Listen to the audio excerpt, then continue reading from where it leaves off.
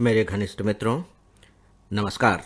Friends, कल मैंने आप सबसे रिक्वेस्ट की थी कि आप सब अपनी अपनी प्रेम भावनाओं का स्मरण करते हुए थोड़ा उसका विश्लेषण करने की कोशिश करें कि जब आपका प्रेम नहीं हुआ था किसी के प्रति, तब आप उसी के प्रति क्या सोचते थे, और जब उससे प्रेम हो गया तो इसके बाद आपने उसी के प्रति क्या सोचना शुरू कर दिया था। देखिए, हो सकता है कि आप सीधे सीधे यदि मैं आपसे मिलता तो कह देते कि सर, हमारा तो किसी से प्रेम हुआ ही नहीं, हमने तो किसी से प्रेम किया ही नहीं, या आप यूं भी कह सकते हैं कि किसी ने हमको प्रेम करने के लायक समझा ही नहीं।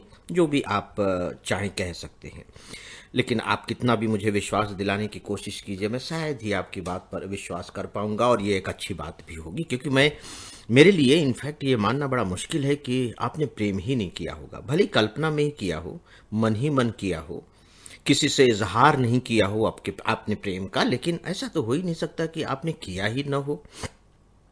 तो अगर मन ही मन किया है तब भी आप बकायदे विश्लेषण कर सकते हैं। जरूरी नहीं है कि उस प्रेम बकायदे इस धरती पर भौतिक स्तर पर साकार भी हुआ हो, नॉट एट ऑल। सच पूछे तो जो प्रेम है वो कल्पना की ही तो दुनिया है, और यही मैं आप सबको बताने जा रहा हूं। क्या आप लोगों ने कभी मकड़ी को जाला बुनते हुए देखा है? मैंने देखा है, और जब भी मुझे कहीं भी मकड़ी या काम करती हुई दिख जाती है तो मैं एकदम तुरंत रुक जाता हूं और बड़ी देर तक उसे निहारता रहता हूं। वह क्या बात है! छोटी सी मकड़ी। मुझे समझ में नहीं आता कि जाला बुनने के लिए इतने सारे जिन धागों की जरूरत पड़ती है, उसका स्टोर कहाँ रह करती है। वो छोटी सी तो जान है, इतनी सारी चीजें कहाँ वो इकट्ठी करके रखती है, और इसके बाद जाले पर जाला बुनती चली जाती है। और केवल बुनती ही नहीं चली जाती है, बल्कि बहुत ही खूबसूरत डिजाइन तैयार करती है, बहुत ही सुंदर डिजाइन बनाती है।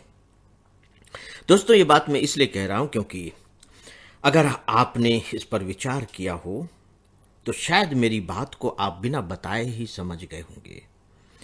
जब हमारा किसी से प्रेम नहीं हुआ था लेकिन उससे बातचीत होती थी, मुलाकात होती थी, तब वो हमारे लिए एक परिचित था। लेकिन जैसे ही प्रेम हुआ, अब आप देखिए कि कैसे सारी चीजें बदल गई। और ये किसने बदली है? भौतिक स्तर पर कोई भी परिवर्तन नहीं हुआ है, लेकिन हमने अपने दिमाग की स्तर पर इस तरह की कल्पनाएं करनी शुरू कर दी कि यह विश्वास करना कठिन हो गया कि यह सच में कोई भौतिक जगत की प्राणी भी है। ऐसी ऐसी कल्पनाएं कर करके और ऐसी ऐसी बातों को उसके साथ जोड़ा कि ऐसा लगने लगा कि नहीं नहीं, ये प्रेम तो कुछ ऐसा है जिसे हम छू नहीं सकते। अगर हम छू देंगे तो वो गंदा हो जाएगा। हम अगर उसे डांट देंगे तो हमारे लिए बहुत बड़ा एक तरीके से अपराध हो जाएगा कि हम ऐसा कैसे कर सकते हैं। उसकी छोटी छोटी चिंताएं हमारे लिए कितनी बड़ी चिंता का कारण बन जाती हैं।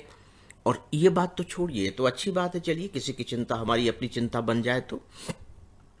लेकिन हम उसके बारे में जो सोचना शुरू करते हैं, वे सारे के सारे हमारे विचार अयथार्थवादी होते हैं, काल्पनिक होते हैं। उनका सच होना संभव ही नहीं होता है, लेकिन हम उसे सच मानते हैं। और जानते हुए भी हम सच मानते हैं कि नहीं, ऐसा संभव नहीं है। हमें फिर उसके बाल बाल जैसे दिखाई नहीं देते, वो हमें काले बादल जैसे दिखाई देने लगते हैं। खुरदरे बाल ऐसे मालूम पड़ते हैं मानो कि रेशमी बाल हों। आंखें बिल्कुल झील जैसी लगने लगती हैं। क्या ऐसा नहीं है? ऐसा ही है। उसकी आवाज में हमें सितारों की झनकार सुनाई पड़ती है। उसकी चाल में ऐसा लगता है जैसे कि वो जमीन से थोड़ी सी ऊपर उठ करके चल नहीं रही हो, बल्कि हवा में तैर रही हो। उसकी एक एक अदाएं, ऐसा लगता है जैसे कि बिल्कुल वो कोई शास्त्रीय नृत्य कर रही हो या बिल्कुल एक रिदम में चल रही हो। सब कुछ लयात्मक, सब कुछ लयात्मक। और ये बहुत अच्छी बात है, ये बुरी बात नहीं है। क्योंकि देखिए, एक बात तो हमें बहुत अच्छे से समझ लेनी चाहिए कि यह भौतिक जगत जैसा है, अगर हम इसे उसी रूप में स्वीकार करेंगे तो आप इसका आनंद नहीं उठा सकते।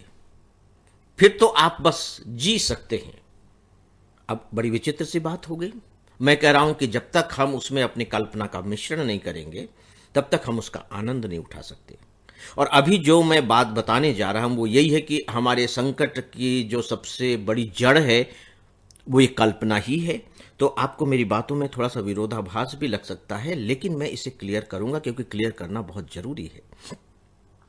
तो अब देखिए कि जैसे ही किसी के प्रति प्रेम भाव का उदय हुआ, सब कुछ पहले जैसा ही है, लेकिन हमने अपने दिमाग से सोच सोच करके उसके स्वरूप को कुछ अलौकिक सा बना दिया। आप यूं कह लीजिए कि एक ऐसा रूप दे दिया जो इनफैक्ट एग्जिस्ट ही नहीं करता।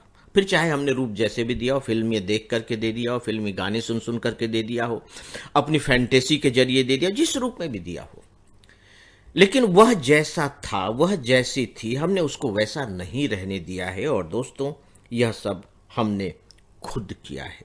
अंडरलाइन करूंगा, यह सब हमने खुद किया है। यानी कि हम यहां मकड़ी हैं, और जो हमने इतनी खूबसूरत दुनिया प्रेम की रची है वो उस मकड़ी के द्वारा रचा गया प्रेम का जाल है। तो अब इस पर आगे बातें करेंगे। आप लोगों की प्रतिक्रिया की मैं प्रतीक्षा करूंगा। नमस्कार।